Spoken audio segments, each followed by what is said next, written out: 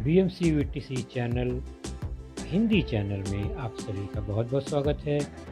इस वीडियो को देखने के बाद आप लोगों के लिए इसके डिस्क्रिप्शन बॉक्स में कुछ आसान से प्रश्न दिए गए हैं जो कि इस वीडियो से संबंधित है। उन्हें हल करने का प्रयास ज़रूर कीजिए और फिर वीडियो देखने के बाद उसमें एक छोटा सा डिस्क्रिप्शन बॉक्स में छोटा सा गूगल फॉर्म भी है, उसे ज़रूर भरें। अपने सुझाव अपनी राय को उसमें ज़रूर भरें ताकि हम वीडियो को और इम्प्रूव कर सकें। और अंत में इस चैनल को अगर आपने सब्सक्राइब नहीं किया है तो ज़रूर सब्सक्राइब कीजिए ताकि आपको नए नए आने वाले वीडियो की सूचना मिलती रहे। तो चलिए देखते हैं अपना वीडियो।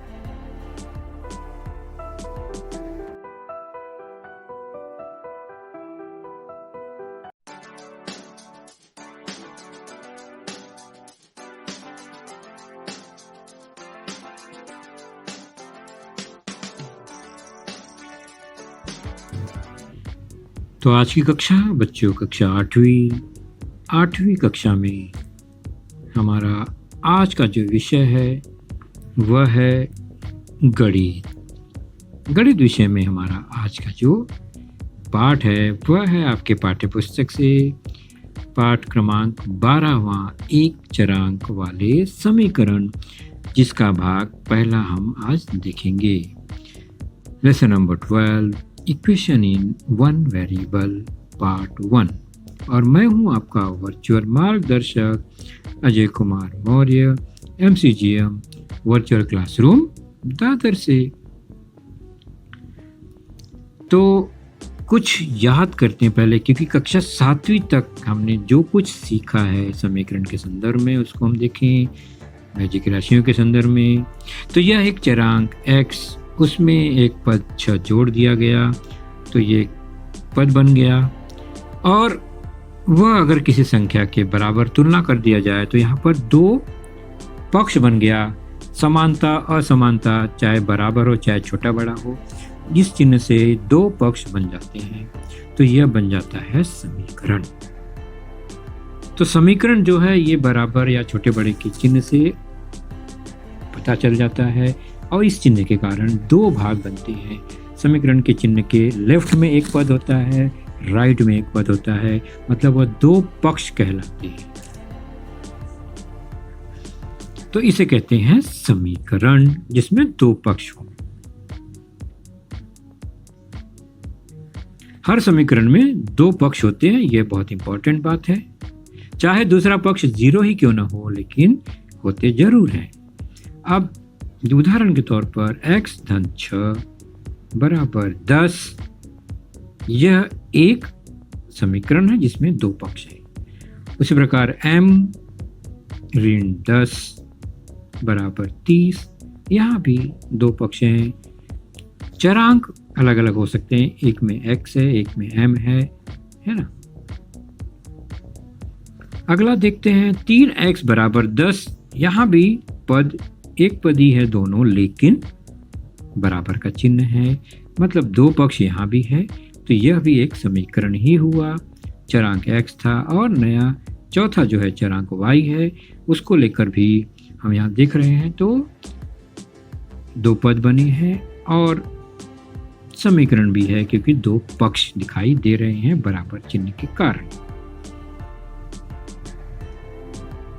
तो बराबर के एक तरफ पहला पक्ष, पक्ष 1 है, पक्ष दूसरा, यहाँ भी पक्ष 1 पक्ष 2, तीसरे में भी पक्ष पहला पक्ष दूसरा, और चौथे में भी पहला पक्ष और दूसरा पक्ष, यानी 2 पक्ष दोनों हर समीकरण में होते हैं।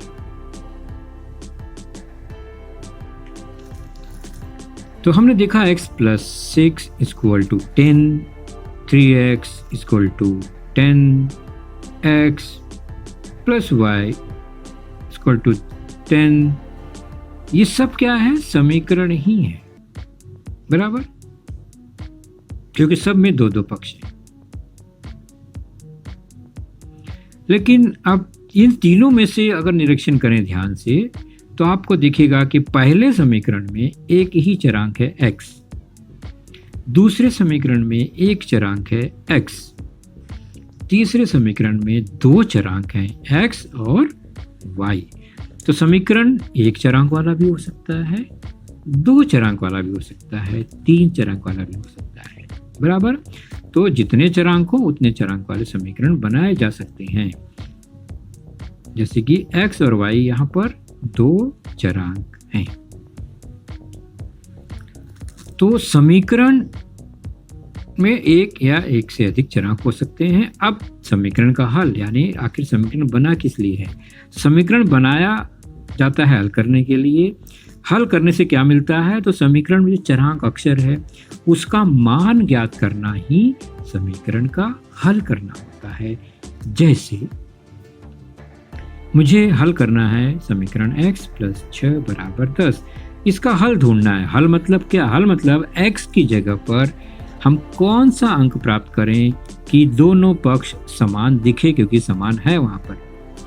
तो x अगर 4 हो जाए तो हम देखते हैं पहला पक्ष जो है वो 6 और 4 जोड़ने पर क्या आ जाएगा?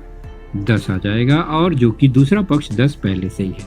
यानी अगर 4 हो x का मान, तो x के स्थान पर 4 अगर हो तो ये समीकरण बिल्कुल संतुलित हो जाएगा। इसलिए इसका हल क्या होगा? x = 4। तो हल क्या हुआ कि उस चरांक की जगह पर जो संख्या फिट हो वही संख्या हल होता है समीकरण का। तो x = 4 यह समीकरण का एक हल है, यानी x का मान 4 होना चाहिए, तभी यह समीकरण संतुलित रहेगा। चलिए, अब समीकरण के चर का मान यानी हल ज्ञात करना कैसे हम ज्ञात कर सकते हैं, तो ध्यान से देखेंगे। हमने पिछली कक्षा में थोड़ी बहुत जानकारी ली है। मान लीजिए समीकरण x + 2 = 5 इस रूप में है। निरीक्षण करो समीकरण का ध्यान से, तो हम पाएंगे कि चरांक जो है x एक है, उस चरांक को हमें एक तरफ रखना है, यानी उसको अकेला करना है, और उसके जितने साथी दोस्त हैं उसके आजू बाजू में सबको हटाना है, गायब करना है ना, तो एलिमिनेट करना है। तो समीकरण हल करने का सबसे पहला तरीका ये है कि चर को एक तरफ रखो और बाकी सारा जो उसके दोस्त मित्र संख्या आगे पीछे है उसको पक्ष के दूसरी तरफ जाने दो, या उसके साथ है उसमें तो उसको हटा दो वहां से। कैसे हटाते हैं वो बहुत इंपॉर्टेंट है। अगर मैं अंदाज लगा के हटाऊं कि नहीं x के बदले 1 लिख दूं, तो 1 लिखूंगा तो 1 + 2 = 3 ही होता है, जबकि यहाँ 5 है, मतलब 1 तो हो ही नहीं सकता अगर अंदाज से करें तो, बराबर। चलो, x के बदले अगर मैं 2 रख दूं तो 2 और 2 4 हो गया, लेकिन दूसरी तरफ तो 5 है, मतलब यह भी गलत हो गया हमारा अंदाजा। तीसरा, अगर मैं 3 रखूं x का मान, तो 3 + 2 5 के बराबर हो गया, मतलब मेरा ये मानना कि x की जगह पे 3 हो तो यह सही हो जाएगा, बराबर। लेकिन x = 3, ये जो उत्तर मैंने अभी खोजा, मैंने कोई नियम नहीं लगाया, मैंने अंदाज से उसको बारी बारी से चेक किया, अलग अलग मान रखकर, तो मुझे 3 मिला। x = 3 फिट हो गया वहाँ। तो ये तो आसानी से मिल गया 3। ऐसे अगर कोई समीकरण थोड़ा क्लिष्ट हो, बड़ा समीकरण हो, तो अंदाज से कुछ भी पता नहीं कर पाएंगे, तो हमें नियम द्वारा हल करके ही मान निकालना होगा। जैसे x ऋण 2 = 0, x में से 2 घटाया तो 0 आया, तो x कितना होना चाहिए? अगर मैं 1 रखूं तो 1 में से 2 घटाने पे 0 नहीं आता है, तो यह भी गलत हो गया। अगर मैं 2 रखूं, 2 में से 2 घटाने पे 0 आता है, मतलब मेरा उत्तर 2 सही होगा। तो 2 ही जो है यहाँ पर x = 2 इस दूसरे समीकरण का हल हुआ। लेकिन मैंने कैसे निकाला? अंदाज से। हर बार अंदाज लगाकर चेक करके हमने देखा क्या समीकरण बराबर हो रहा है कि नहीं हो रहा। तो ये आसान नहीं है हर बार। तो हम कुछ नियम द्वारा इसे हल करने का प्रयास करेंगे जो कि जल्दी होगा, ज़्यादा सोचना नहीं पड़ेगा। जैसे कि x धन 2 बराबर 5, इसे हल करना है। तो कैसा शुरुआत करेंगे? तो पहले देखेंगे x चरांक के अलावा जो पद है उसके साथ जो संख्या है क्या संबंध है। तो जोड़ा गया है, 2 क्या किया गया है? जोड़ा गया है। बस जैसे ही हमें पता चला कि संख्या 2 जोड़ा गया है, हमें उसका उल्टा काम करना है, क्योंकि धन 2 के साथ अगर मैं ऋण 2 रख दूं तो 2 और ऋण 2 कट के 0 हो जाएगा। और हमारा काम ही यही है कि x के साथ जो है उसको हटाना है। तो हम क्या रखें कि वो हट जाए? तो धन 2 है तो उसका उल्टा काम करना है। उल्टा काम मतलब ऋण 2। तो चर के साथ जोड़ने की क्रिया है, तो हम क्या करेंगे? दोनों पक्षों में घटा देंगे।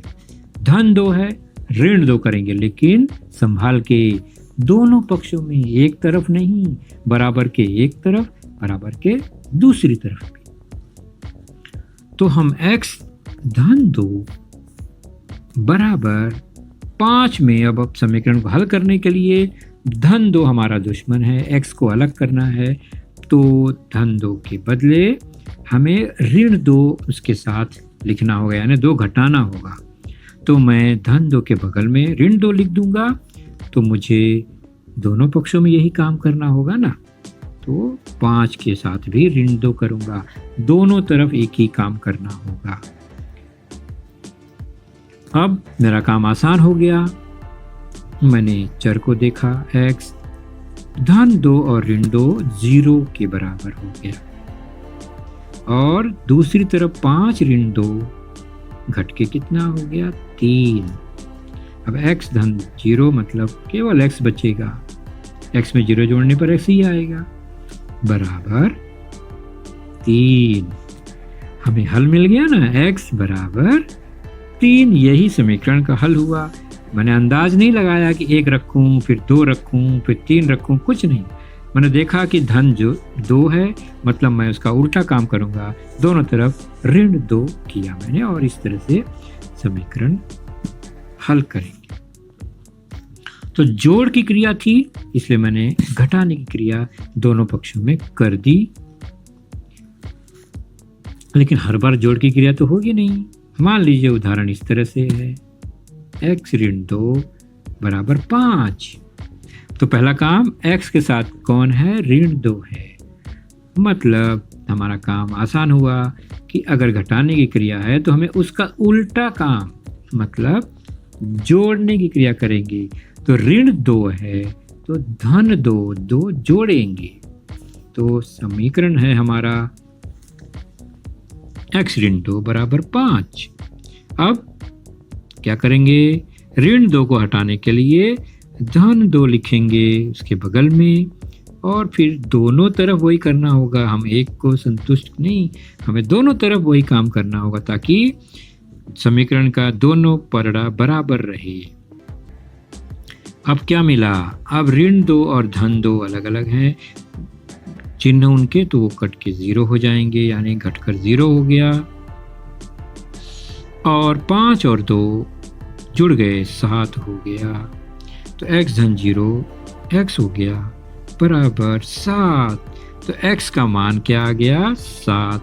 तो समीकरण का हल हो गया, x बराबर 7। मिल गया ना उत्तर। हमने कोई अंदाजा नहीं लगाया, केवल हमने देखा कि समीकरण में चरांक के साथ जो संख्या है, पद है, वो घटाने की क्रिया के साथ है।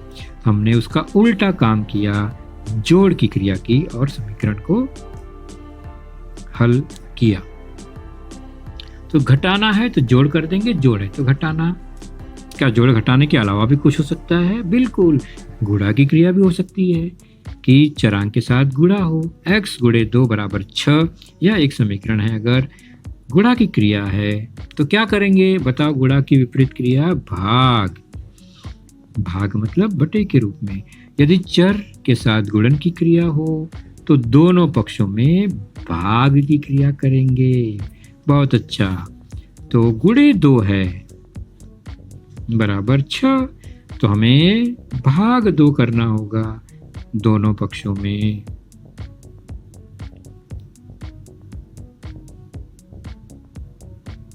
भाग 2। अब हम अगर देखते हैं तो 2 से 2 भाग देने पर 1 आ जाएगा, यानी x गुणे 1, और 6 में 2 से भाग देंगे तो 3 आ जाएगा। इधर x गुणे 1 हो गया और वहाँ पर 3 आ गया। दूसरे पक्ष में x से कम x बराबर 3, तो हल मिल गया x बराबर 3। और हमने क्या किया, चरांक के साथ गुणन की क्रिया थी तो हमने उसकी विपरीत क्रिया भाग करके उसी संख्या का हल प्राप्त किया। तो गुणे की क्रिया में जो पद है इस तरह से लिखा जाता है, गुणा हमेशा दिखाई नहीं देता चिन्ह में, तो इस तरह से होगा 2x बराबर 6। तो हमें क्या करना है, 2 से गुणा है चरांक में तो भाग की क्रिया करनी होगी, और भाग का चिन्ह भी लगाने की जरूरत नहीं बार बार, हम सीधे बटे के रूप में उसको हल करेंगे। तो 2 से गुणा है इसलिए दोनों पक्षों में 2 से भाग दे देंगे। अब 2 से 2 कट गया है ना, और 2 से 6 कट गया 3 बार, x बराबर 3 आ गया उत्तर। तो गुणा की विपरीत क्रिया करके हमने इस समीकरण का हल प्राप्त किया। ठीक वैसे ही अगर गुणा न होकर चरांक में 2 से भाग है यहाँ पर, और समीकरण x बटे 2 बराबर 6 हो तो क्या करेंगे, तो चरांक के साथ भाग की क्रिया है तो दोनों पक्षों में गुणा करेंगे उसका। ठीक विपरीत क्रिया, तो x बटे 2 बराबर 6, 2 हटाना है, 2 से भाग है तो हम क्या करेंगे, दोनों पक्षों में 2 से गुणा करेंगे। अब ऊपर 2 नीचे 2 कट जाएगा, बचेगा x, दूसरी तरफ 6 दूनी 12। तो इस समीकरण का हल हुआ x बराबर 12। तो कितना आसान है, हमने 4 क्रिया देखी अभी। तो हमने क्या किया, कुछ याद कीजिए, हमने क्या किया कि समीकरण हल करने के लिए चर के साथ जोड़ की क्रिया हो तो दोनों पक्षों में घटाने की क्रिया करेंगे। यदि चर के साथ घटाने की क्रिया हो तो दोनों पक्षों में जोड़ की क्रिया करेंगे। यदि चर के साथ गुणन की क्रिया हो तो दोनों पक्षों में भाग की क्रिया करेंगे, और यदि चर के साथ भाग की क्रिया हो तो दोनों पक्षों में गुणन की क्रिया करेंगे। तो बहुत सिंपल सा नियम है ये, जो दिख रहा है समीकरण में उसका उल्टा काम करके हम फिर समीकरण का हल खोजने का प्रयास करेंगे। जैसे प्रश्न संग्रह 12.1 पेज नंबर 77 पर है। पहला जो प्रश्न है उसमें समीकरण के बाद उसका हल दिया गया है 2-3, उसमें से हमें केवल निश्चित करना है कि कौन सा हल सही है। जैसे पहला x ऋण 4 बराबर 3, यह एक समीकरण है और उत्तर दिया गया है कि x बराबर ऋण 1 है, या x बराबर 7 है, या x बराबर ऋण 7, तीनों में से कौन सा हल सही होगा।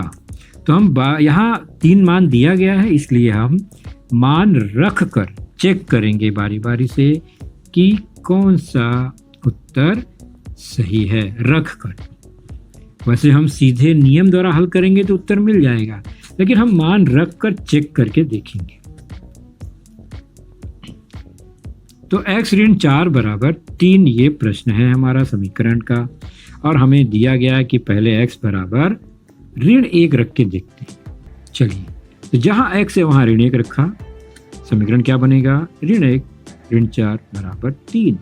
क्या दोनों पक्ष देखते हैं, ऋण 1 ऋण 4 हो गया ऋण 5, और दूसरा पक्ष क्या है 3। क्या ये बराबर है, नहीं, ये तो बराबर नहीं दिख रहे हैं।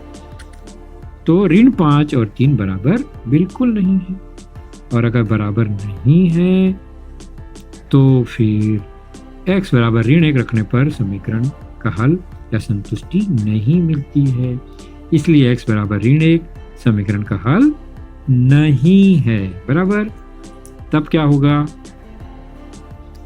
तो x बराबर, और एक उत्तर क्या लिखा है बॉक्स में 7। चलिए x बराबर 7 रखकर देखते हैं इस समीकरण में। तो x की जगह पे 7 रखा, बन गया समीकरण 7 ऋण 4 बराबर 3। चेक कीजिए, 7 में से 4 घटाया 3 आया और दूसरा पक्ष भी 3 है।